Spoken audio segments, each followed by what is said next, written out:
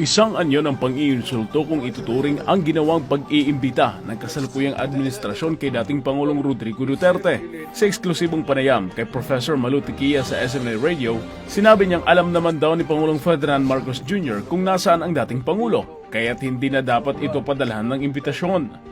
Hindi ba yan pang-iinsulto? Aba, ikaw ang nagpadala kay PRRD sa dahig. Padadalhan mo ng imbitasyon? Aywan ko kung aabot yan sa dahig. Isa pa raw sa malinaw na insulto ayon kay Tequia ay ang ginamit na eroplano ni BBM sa kanyang pinakabagong biyahe patungong Japan. Sinabi ng profesor na ang nasabing eroplano ay siya ring ginamit ng sapilitang isinakay si FPRRD at dinala sa The Hague, Netherlands. So insulto yun.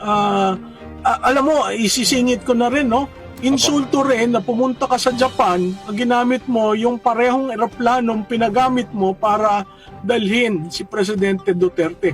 That in itself is proof.